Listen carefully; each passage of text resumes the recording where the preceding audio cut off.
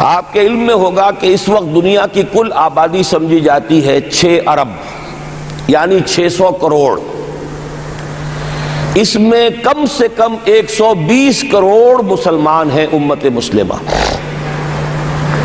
گویا کہ ہر 5واں انسان جو ہے دنیا میں وہ حضور صلی اللہ علیہ وسلم کا کلمہ پڑھتا ہے. اتنی بڑی تعداد. اس کے ساتھ ہی کتنا بڑا علاقہ جو ہے اس زمین کا وہ اللہ تعالیٰ نے اس امت کے قدموں تلے رکھا ہے. اگر آپ نے نقشہ دیکھا ہو دنیا کا تو آپ کو معلوم ہونا چاہیے کہ شمال میں جو بہت بڑا یہ نظر آتا ہے سائبیریا اور روس کا علاقہ، یہ سب غیر آباد ہے. اس طرح شمالی امریکہ میں بھی کینیڈا سے اوپر بڑے بڑے آپ کو بر اعظم سے نظر آئیں گے، سب غیر آباد ہیں. جو آباد علاقہ ہے دنیا کا اور جو زرخیز علاقہ ہے دنیا کا، اس کا کتنا بڑا حصہ ہے کہ جو امت محمد صلی اللہ علیہ وسلم کے قدموں تلے. انڈونیشیا ملائیشیا سے چلے آئیے، اس کے بعد مسلسل چاہے کہیں مسلمان اقلیت میں تھوڑے بہت ہیں، لیکن پھر بنگلہ دیش آتا ہے، بڑی عظیم اکثریت کا ملک ہے. پھر بھارت میں اگرچہ اقلیت میں ہے لیکن 20 کروڑ مسلمان بھارت میں اس وقت ہے. پھر جو پاکستان سے شروع ہوا سلسلہ، افغانستان، ایران، چلتے جائیے ادھر ترکستان، چینی ترکستان، روسی ترکستان، پھر آگے چلیے عالم عرب، افریقہ کا پورا شمالی علاقہ، افریقہ کا تقریباً سارا وسطی علاقہ. یہ سب کیا ہے؟ کتنا بڑا رقبہ ہے اور ہر طرح کی نعمت اللہ نے دی ہے. اس میں نباتات بھی ہیں، اس میں معدنیات بھی ہیں، اور سب سے بڑھ کر آج کی دنیا میں جو اہم ترین شے ہے کہ پیٹرول جو ہے، تیل جو ہے، اس کے سب سے بڑے ذخائر وہ ہیں کہ جو مسلمانوں کے قدمے تلے. اتنی تعداد میں ہونے کے باوجود، اتنے وسائل کے پر بظاہر قابض ہونے کے باوجود، سوال یہ ہے کہ کیا آج دنیا میں امت مسلمہ کو عزت حاصل ہے یا یہ ذلیل ہے؟ اسے غلبہ حاصل ہے یا مغلوب ہے؟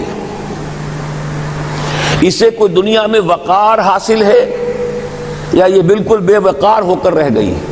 یہ بات ہے جو ہمارے سمجھنے کی ہے.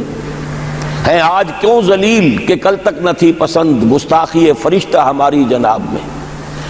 اس وقت صورت یہ ہو چکی ہے، آپ کو معلوم ہے کہ ہر جگہ پر پسماندگی کا نشان مسلمان ہیں. ہمارے سارے وسائل پر دوسروں کا قبضہ ہے. ایک ہی شے رہ گئی تھی، تیل، خلیج کا تیل، اس پر بھی آ کر امریکہ کی فوجیں ان کے سر پر بیٹھ گئی ہیں. سارا کا سارا تیل اب ان کے قبضے میں ہے. ادھر خلیج کے دہانے کے دونوں طرف وہ اپنے مورچے بنا رہے ہیں تاکہ یہاں کسی کا داخلہ نہ ہو سکے. بڑے بڑے جتنے لوگ ہمارے ہیں ان سب کی دولت ان کے پاس ہے. کہنے کو تو سلطان اور برونائی دنیا کا امیر ترین آدمی ہے، لیکن دولت ہے کہاں اس کی؟ انویسٹڈ تو وہی ہے، اسی کے بینکوں میں ہے، انہی کی کمپنیوں میں ہے. کسی کے پاس کچھ نہیں ہے.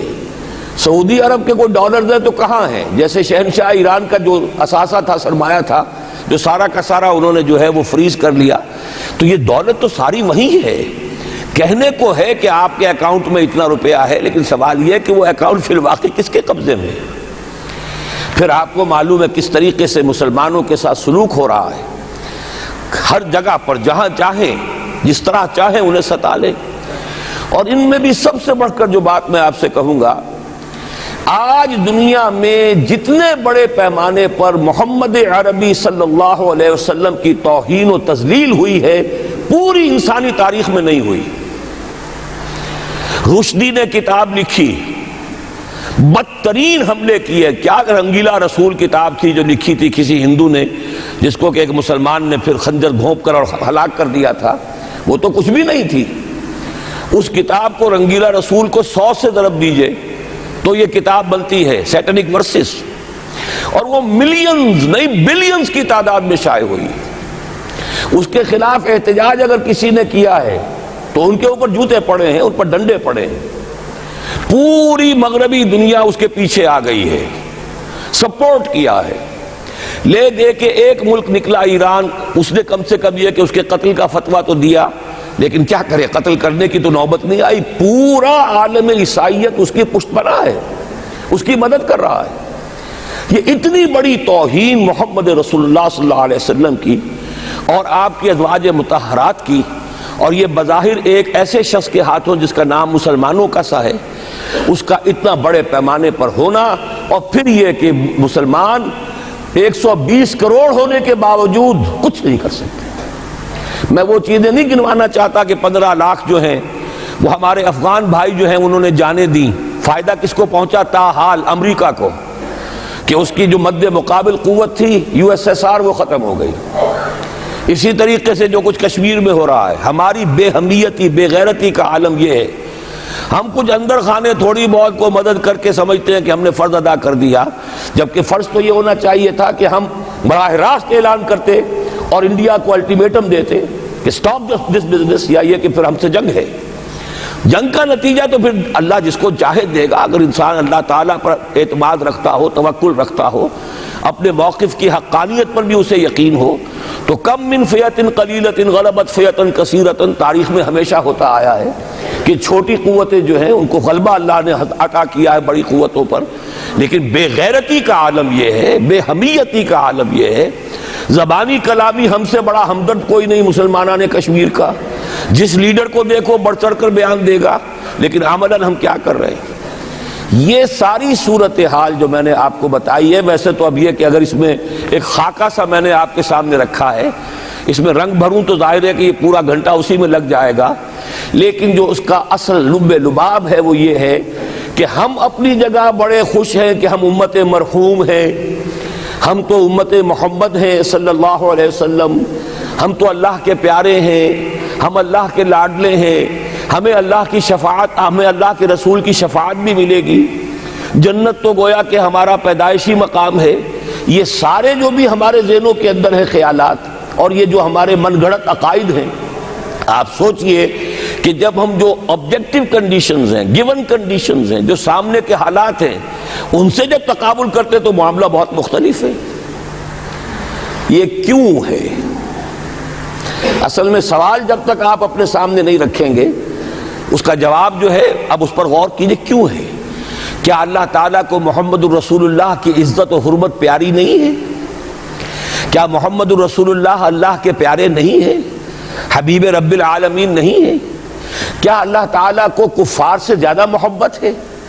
کیا وجہ ہے؟ رحمتیں ہیں تیری اغیار کے کاشانوں پر، اور برق گرتی ہے تو بیچارے مسلمانوں پر۔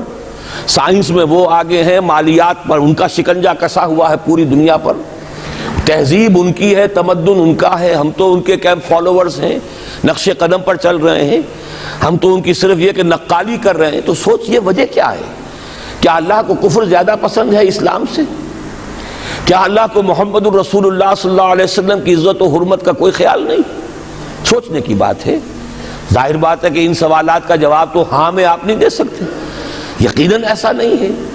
بہرحال وہ کافر ہیں، وہ اللہ کو نہیں مانتے، اللہ کے رسول کو نہیں مانتے، چلیے اللہ کو کسی نام سے مان لیا، گاڈ کہہ دیا، لیکن اللہ کے رسول کو تو نہیں مانتے۔ ایمان کا سارا دار و مدار تو رسالت پر ہے، اللہ کے اس کلام کو تو نہیں مانتے، اور اس کے باوجود ان کے لیے عزت ہے۔ رحمتیں ہیں تیری اغیار کے کاشانوں پر، برق گرتی ہے تو بیچارے مسلمانوں پر۔ یہ ایک لمحہ فکریہ ہے، یہ سوچنے کی بات ہے کہ ایسا کیوں ہے۔ اس کا جو جواب میں آپ کو دوں گا وہ ذرا سا کڑوا جواب ہے۔ نوارا تلخ ترمیزن چو ذوق نغمہ کمیابی، بات کہنی پڑتی ہے جب تک کہ کڑوی بات کہی نہ جائے، حقائق کو دیکھنے کی جرت پیدا نہ کی جائے، مواجہہ نہ کیا جائے، فیکٹس کو فیس نہ کیا جائے، اس وقت تک بات صحیح نہیں ہوگی، اور نہ ہم صحیح تشخیص کر سکیں گے، نہ صحیح تجویز کی طرف ہمارا ذہن منتقل ہوگا۔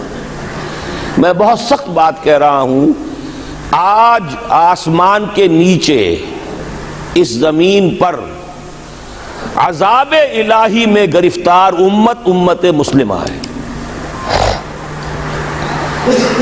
بالفعل آج ہم امت مرحومہ نہیں ہیں، رحمت والی امت نہیں ہیں، امت معذبہ ہیں۔